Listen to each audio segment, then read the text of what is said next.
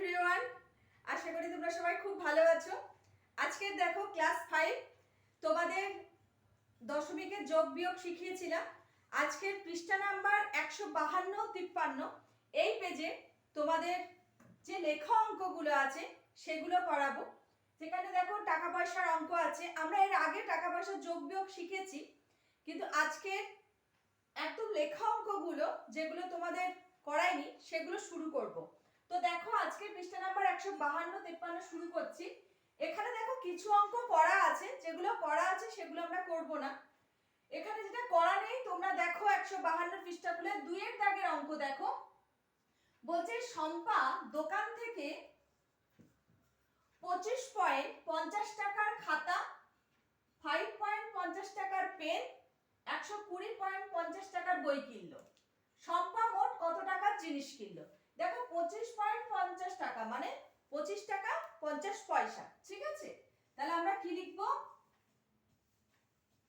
আমরা লিখবো শম্পা তাহলে 25.50 টাকার কি কিনেছে? খাতা। তারপর দেখো 5 টাকা 50 পয়সার কি কিনেছে? পেন। এত টাকা কিনেছে পেন। তারপর দিয়েছে 120.50 টাকা। 120.50 টাকার কি কিনেছে? বই। এইটা মোট কত টাকা আমাদের কি করতে হবে? যোগ করতে হবে। তোমরা কি করবে? যখন অঙ্কগুলো লিখবে ঠিক সাজিয়ে লিখবে। দেখো 25.50 লিখেছি, তারপর আছে 5.50, তাই 5 এর নিচে কিন্তু আমরা 5 লিখব। তারপর দেখো 120, তাহলে আমরা কি করব? এখানে দেখো 1 ঘর আগে নিয়ে এসেছি। যদি আমরা এটা একক দশক করতাম তাহলে একক দশক, এখানে একক দশক শতক, একটা কার ঘর লিখছি? শতকের ঘরে, ঠিক আছে? সেহেতু একটু বাড়িয়ে লিখলাম। আমরা দশমিকের অঙ্ক যদি আমরা ঠিকঠাক বসিয়ে লিখি তাহলে কিন্তু খুব সহজে যোগ বিয়োগ হয়ে যায়। তাহলে এখানে দেখো তিনটে শূন্য, তো 0 5 10 5 15, তিনটে 5 যোগ করে কত হচ্ছে? 15 র 5, হাতে থাকে 1, 5 5 এ 10 আর 1 এ 11 র 1, হাতে থাকে 1, 2 2 এ 4 1 এ কত হচ্ছে? 5, এটা হলো কত? 1। ঠিক আছে, তাহলে উত্তর চেয়েছে শম্পা মোট কত টাকার জিনিস কিনলো। তাহলে আমরা কি লিখবো উত্তর? অতএব শম্পা মোট 151.50 টাকার জিনিস কিনলো।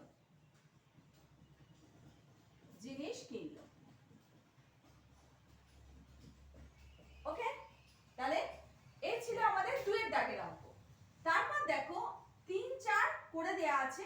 আমরা তাহলে নেক্সট কোন অঙ্ক করব? 5 এর দাগে। 5 কি বলেছে দেখো, বলছে সানিয়া 150 মানে 150.50 টাকার এক ঝুড়ি আম কিনলো। বাজারে গিয়ে 175 টাকায় বিক্রি করলো। মানে কিনেছে 150.50 টাকা, মানে 150 টাকা প্লাস 50 পয়সা এক ঝুড়ি আম কিনেছে। সেটা বিক্রি করেছে কত টাকায়? 175 টাকায়। সে বিক্রি করে কত বেশি লাভ পেল? ওকে, তাহলে আমরা এটা আর লিখছি না। দেখো তাহলে সে জিনিসটা বাজারে বিক্রি করেছে 175 টাকায়। ওকে, 175 টাকায়। বাবা টাকাটা লিখছি না, 175 টাকা মনে রাখলাম। আর আমটা কিনেছিল কত টাকায়? 150.50। সানিয়া এই টাকায় আমটা কিনেছে, বাজারে গিয়ে বিক্রি করেছে 175 টাকা। তাহলে আমরা এখানে দেখব সে কত টাকা লাভ করেছে, সেটা বার করব। ঠিক আছে, তাহলে আমরা এখানে টাকাটা লিখতে পারি। তাহলে এখানে দেখো, এখানে 175, তারপর কিছু নেই। আমরা কি করতে পারি? পয়েন্ট দিয়ে আমাদের বিয়োগ করার সুবিধার জন্য দুটো শূন্য দিয়ে দিতে পারি। ঠিক পয়েন্টের উপর পয়েন্ট, তারপর দুটো শূন্য দিয়ে দিলাম। তাহলে এখানে টাকা লিখলাম। 0 0 কি হলো? 0, 5 উপরে 0 আছে, মানে 5 আর কয় দাও? 10, 5 দাও 10, হাতে কত থাকে? 1। তাহলে এখানে একটা দিচ্ছি, 1 আর কয় দাও? 5, 4 দাও 5, 5 আর কয় দাও? 7, 2 দাও 7। ওকে, তাহলে সে কত টাকা বিক্রি করে বেশি লাভ করেছে? তাহলে কি লিখবো? সানিয়া 24.50 টাকা বেশি লাভ করেছে। বেশি লাভ করেছে কারণ সে জিনিসটা কিনেছিল 150.50 টাকায় আর বিক্রি করেছে 175 টাকা, তাহলে লাভ করেছে কত? 24 টাকা 50 পয়সা। ওকে, তারপর 6 দাগের অঙ্ক দেখো। 6 দাগের অঙ্ক বলেছে রবি 50.30 মিটার লম্বা একটা ফিতে থেকে 2 টুকরো কেটে নিল। তাহলে রবি 50.30 মিটার লম্বা একটা ফিতেকে 2 টুকরো কেটে নিল। টুকরো দুটো দৈর্ঘ্য যথাক্রমে, টুকরো দুটো দৈর্ঘ্য কত হয়েছে? একটা হচ্ছে 10.20 মিটার আর একটা হচ্ছে 11.30 মিটার। রবি মোট কত দৈর্ঘ্যের ফিতে কাটলো? তাহলে আমরা একটা ফিতের দৈর্ঘ্য হলো 50.30 মিটার, তা থেকে রবি দুটো টুকরো করেছে। তাহলে সেই টুকরো দুটো আগে আমরা কি করব? যোগ করে নেব। তাহলে কি লিখবো? 10.20 মিটার আর কি 11.30 মিটার। দেখো এই দুটো টুকরো সে কি করেছে? একটা বড় ফিতে থেকে কেটে নিয়েছে। তাহলে কতটা কেটেছে সেটা আগে আমরা বার করব। 3 আর 2 5, 1 2। তাহলে দেখো এখানে বলেছে রবি মোট কত দৈর্ঘ্যের ফিতে কাটলো। ঠিক আছে, তাহলে উত্তর কি লিখবো? রবি মোট 21.50 মিটার ফিতে কাটলো। ওকে, ফিতে কাটলো। এবার দেখো এখানে বলেছে কত দৈর্ঘ্যের ফিতে পড়ে রইলো। তাহলে ফিতেটা লম্বা ছিল কত? 50.30 মিটার, তাই তো? সেই ফিতে থেকে এই দুটো টুকরো কেটে নিয়েছে, তাহলে কত দৈর্ঘ্যের ফিতে পড়ে আছে? তাহলে এইটা যোগ করে এইটা, এই অংশ থেকে দুটো টুকরো কেটে নিয়েছে, মোট কত কাটলো? 21.50। এবার সেটা বলেছে কত অংশ পড়ে আছে, মানে এটা থেকে এটা কি করব? বিয়োগ করে দেব। 21.50 মিটার এটা কি করে দেব? বিয়োগ করে দেব। ঠিক আছে, তাহলে দেখো 0 0 কি হবে? 0। 5 আর কয় দাও? 3 থাকলে আমরা কত ধরবো? 13। তাহলে 5 আর কয় দাও? 13। 8 দাও 13, হাতে থাকে 1 2। 2 আর কয় দাও? 10। 8 দাও 10, হাতে থাকে 1। 2 আর 3, 3 আর কয় দাও? 5। 2 দাও 5। তাহলে কত হলো দেখো? 28.80 মিটার। তাহলে কত দৈর্ঘ্যের ফিতে পড়ে থাকবে? আমরা কি লিখবো? এত মিটার ফিতে পড়ে থাকবে। ওকে, এত মিটার দৈর্ঘ্যের ফিতে পড়ে থাকবে। নেক্সট দেখো 7 দাগের অঙ্ক কি বলেছে। 7 দাগের অঙ্ক বলেছে 14.09 মিটার লম্বা বাঁশে 4.2 মিটার কাদায় আছে, 3.01 মিটার জলে আছে। তাহলে একটা লম্বা বাঁশ হলো 14.09 মিটার, যার কাদায় আছে 4.2 মিটার আর জলে আছে 3.01 মিটার। তাহলে জল ও কাদায় মোট কতটা ডুবে আছে? আগে আমরা লিখবো বাঁশটায় কত মিটার জল ও কাদায় আছে, মানে বাঁশটা যে লম্বা বাঁশে, সেই বাঁশে কিছুটা অংশ জলে আছে কিছুটা কাদায় আছে। আমরা আগে বার করব কত অংশ জলে কাদায় আছে আর কত অংশ বাঁশ জল কাদার উপরে আছে। ঠিক আছে, তাহলে দেখো এখানে বাঁশটি কাদায় আছে 4.2 মিটার। ওকে, আর জলে আছে 3.01 মিটার।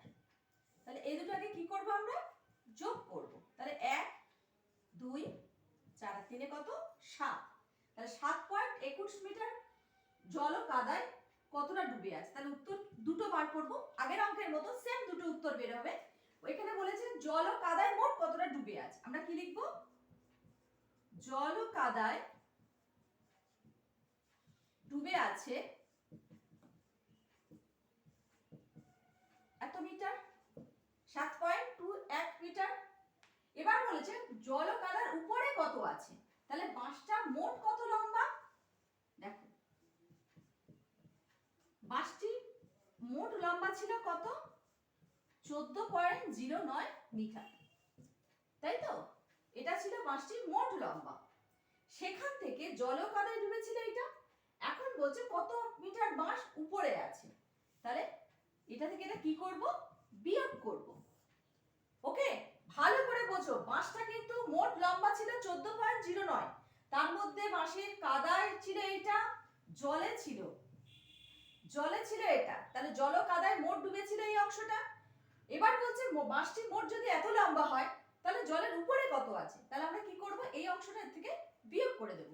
তাহলে 1 আর কয় দাও 9, 8 দাও 9, 2 আর কয় দাও 10, 8 দাও 10, হাতে থাকে 1, 8, 8 আর কয় দাও 14, 6 দাও 14। ওকে, তাহলে বাঁশটির মোট এত মিটার উপরে আছে, তাহলে জল কাদার উপরে আছে। ওকে, নেক্সট অঙ্ক দেখো কি বলেছে। নেক্সট তোমাদের 8 এর দাগের অঙ্ক বলেছে। এখানে আবার 9টা করা আছে, ঠিক আছে।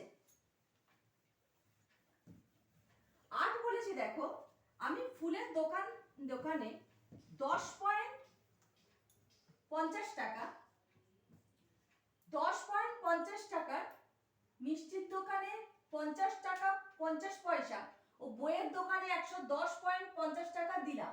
এখন আমার কাছে 20 টাকা আছে। প্রথমে আমার কাছে কত ছিল, মানে আমি টোটাল কত টাকা নিয়ে বাজারে গেলাম, এটা আমাকে বার করতে হবে। তাহলে আমি ফুলের দোকানে দিয়েছি 10 টাকা 50 পয়সা, মিষ্টির দোকানে দিয়েছি 50 টাকা 50 পয়সা, এবং বইয়ের দোকানে দিয়েছি 110 টাকা 50 পয়সা, এবং আমার কাছে আছে 20 টাকা। তাহলে আমার কাছে কত টাকা ছিল, আমরা কি করব, দেখো অঙ্কটা কি হবে, যোগ হবে। তাহলে প্রথমে ছিল কত, 10.50 টাকা, আমি কি করেছি, ফুলের দোকানে দিয়েছি। আমরা এখানে লিখতে পারি পাশে যে ফুলের দোকান বলে। মিষ্টির দোকানে কত দিয়েছি, 50.50 টাকা, বইয়ের দোকানে কত দিয়েছি, 110, তাহলে 110.50 টাকা। আর আমার কাছে আছে কত টাকা বলছে, 20 টাকা। তাহলে 20টা দেখো আমরা কোন দিকে লিখবো, বাঁ দিকে লিখবো, 20 পয়েন্ট আমরা 00 দিতে পারি। ওকে, তাহলে এগুলো আমরা টোটাল কি করছি, যোগ করছি। তাহলে দেখো 0, 3টে 5 কত হচ্ছে, 15 আর 5, হাতে থাকে 1, 2 এর আগে কত 3, 3 আর 5 8 আর আগে কত হচ্ছে 9, 1, তাহলে 191.50 টাকা। তাহলে উত্তর কি চেয়েছে, প্রথমে আমার কাছে কত টাকা ছিল, তাহলে আমি উত্তর কি লিখব, অতএব প্রথমে আমার কাছে 191.50 টাকা ছিল। তাহলে দেখো এখানে যতগুলো লেখা অঙ্ক ছিল তোমাদের হয়ে গেল। এবার টাকা পয়সার যে সিম্পল যোগগুলো 10 এর দাগের 11 এর দাগে, এগুলো কিন্তু তোমাদের আগের ক্লাসে আমি করিয়ে দিয়েছিলাম। তোমাদের যদি কোনো অসুবিধা হয়, না বুঝতে পারো, অবশ্যই আমাকে কমেন্টে কমেন্ট করো।